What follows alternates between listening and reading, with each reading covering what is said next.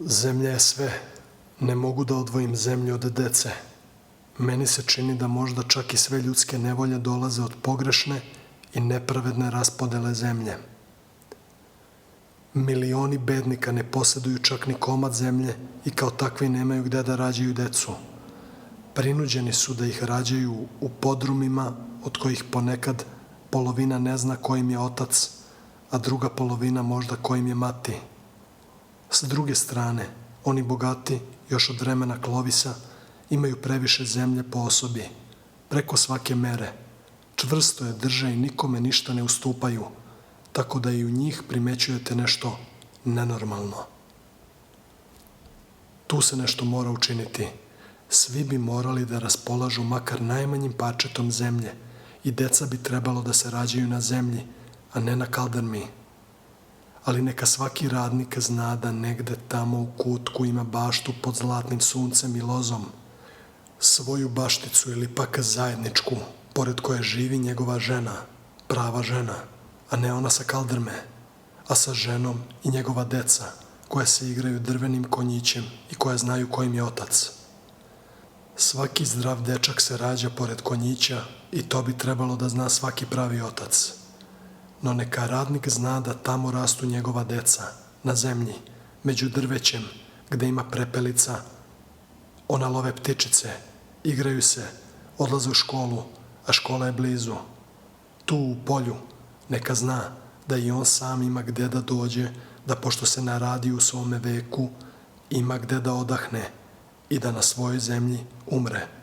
Ako bi znao, možda bi baštica mogla da ih prehrani. Čovečanstvo će se obnoviti u bašti.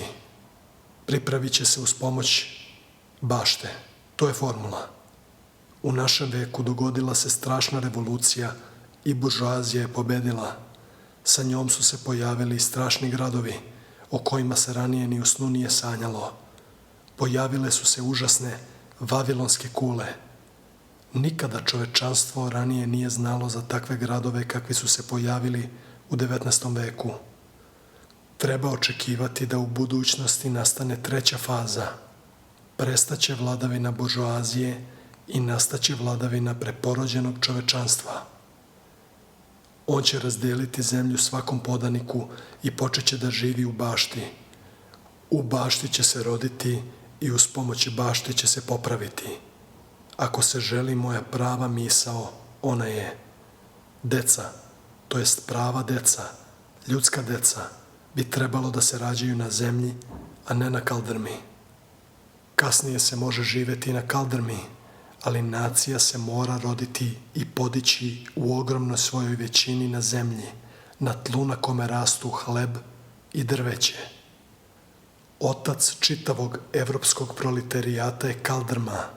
U bašti će se deca rađati pravo iz zemlje, kao Adam, i neće više sa 9 godina, kada im je još do igre, odlaziti u fabriku i savijati svoje leđe nad strugom i zaglupljivati svoj nad odvratnom mašinom, kojoj se buržuji mole kao idolu.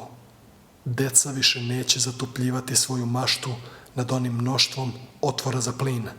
Više neće zamenjivati prirodnost fabričkim razvratom za kakav se nije znao ni u Sodomi. Pa još to nekako ovde i da razumem, ali kod nas u Rusiji, gde ima zemlje koliko hoćete, gde su fabrike još šala. Stoga, ako i vidim neko zrno ideje o budućnosti, onda je to baš kod nas u Rusiji. Zbog čega je to? To je zato što se kod nas, u narodu, sve do sad čuvao jedan princip, a to je da je za njega zemlja sve. On sve radi i stvara na zemlji. I to se zapaža kod većine naših naroda.